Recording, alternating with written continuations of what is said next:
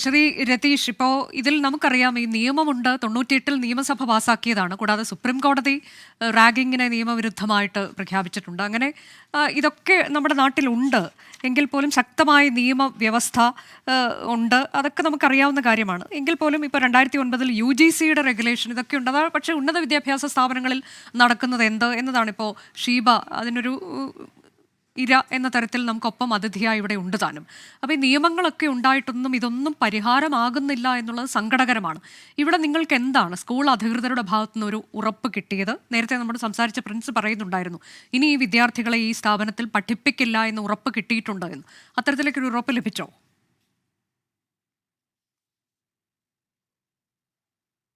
എനിക്ക് അവിടുന്ന് ഇതുവരെ എന്നെ ആരും കോണ്ടാക്ട് ചെയ്തിട്ടുമില്ല. എന്നെ അവിടുന്ന് ഒരു സ്കൂളിൽ നിന്ന് ആരും ഇതുവരെ വിളിച്ചിട്ടുമില്ല. മോൻ എങ്ങനെ ഉണ്ടെന്ന് പോലും ചോദിക്കാൻ ഇതുവരെ സ്കൂളിൻ്റെ ഭാഗത്തുനിന്ന് ആരും എന്നെ വിളിച്ചിട്ടില്ല. എൻ്റെ അടുത്ത് ആരും ഒരു ഉറപ്പ് തന്നിട്ടുമില്ല. ഇത് ഇവർ ഇപ്പോൾ ചുമതല ഏറ്റെടുത്തതേ ഉള്ളൂ എന്നാ പ്രിൻസിപ്പൽ പറഞ്ഞു. അതിനുശേഷം ഇത്രയധികം ഒക്കെ സംഭവങ്ങൾ ഉണ്ടായിട്ട് പോലും അവരുടെ ഭാഗത്തുനിന്ന് ആരും ഒന്ന് വിളിച്ച് അന്വേഷിക്കുക പോലും ചെയ്തിട്ടില്ല അല്ലേ? അതെ അതെ അതെ, ആരും ഇതുവരെ വിളിച്ചിട്ടില്ല. അല്ലെ മോന് എങ്ങനെയുണ്ട് എന്ന് പോലും അതുവരെ ആരും തിരക്കിയിട്ടുമില്ല. ഈ സ്കൂളുകളിൽ യഥാർത്ഥത്തിൽ ഇപ്പോൾ വിദ്യാഭ്യാസ മന്ത്രിയൊക്കെ പറഞ്ഞിട്ടുള്ളത് 3 തലത്തിലുള്ള സമിതികൾ, അത് ജില്ലാ സെൽ, കൂടാതെ പഞ്ചായത്ത് തലത്തിൽ, അത് കൂടാതെ ഈ സ്കൂൾ തലത്തിൽ. അതാണ് ഏറ്റവും പ്രധാനം. നമ്മൾ അധ്യാപകന് പരാതി കൊടുക്കുമ്പോൾ മേധാവിക്ക്, സ്ഥാപന മേധാവിക്ക് പരാതി കൊടുക്കുമ്പോൾ അവർ അതിൽ അന്വേഷണം നടത്തണം. 7 ദിവസത്തിനകം അത് കൃത്യമായ പരാതിയാണെന്ന് ബോധ്യപ്പെട്ടാൽ നടപടി ഉണ്ടാകണമെന്നുണ്ട്.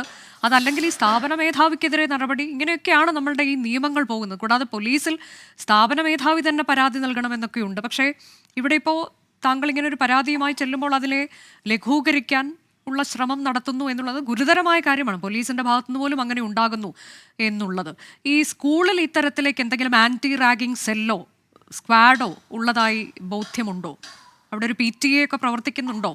ആ സ്കൂളുകളിൽ അങ്ങനെയുള്ള സംവിധാനങ്ങളൊക്കെ ഉണ്ടോ?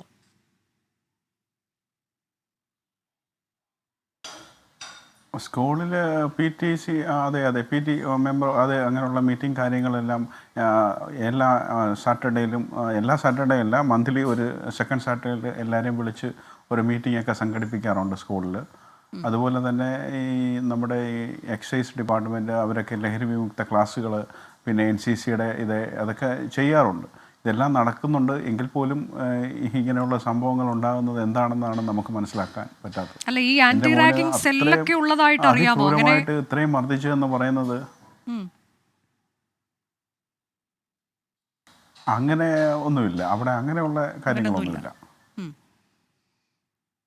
അതെ, ഇത് എല്ലാ വിദ്യാഭ്യാസ സ്ഥാപനങ്ങളിലും ഇങ്ങനെയൊക്കെ ഉണ്ടാകണം എന്നൊക്കെ ഉള്ളതാണ്. ഇപ്പോൾ സ്കൂളുകളുടെ കാര്യത്തിൽ പ്രത്യേകിച്ച് അതിൽ അത്തരം നടപടികളിലേക്ക് പോകും എന്നതാണ് ഞാൻ നേരത്തെ പറഞ്ഞ പോലെ വിദ്യാഭ്യാസ മന്ത്രി പറഞ്ഞിട്ടുള്ളത്. 3 തലങ്ങളിൽ അതിനുള്ള നടപടികൾ ഉണ്ടാകും. അതിൽ ഏറ്റവും പ്രധാനമായി സ്കൂളുകളിൽ എങ്ങനെയാകും, ആ സ്കൂൾ മേലധികാരി മുതൽ അതിൽ അധ്യാപകരുടെ പ്രതിനിധികൾ, കൂടാതെ ഈ PTA പ്രതിനിധി, അങ്ങനെ തദ്ദേശ സ്ഥാപനങ്ങളുടെ പ്രതിനിധി, അങ്ങനെയുള്ളവരൊക്കെ ഉൾപ്പെടുത്തിക്കൊണ്ട് അത്തരം കാര്യങ്ങളൊക്കെ വളരെ ശുഷ്കാന്തിയോടുകൂടി തന്നെ നടപ്പാക്കപ്പെടേണ്ടതുണ്ട് എന്നുള്ളത്.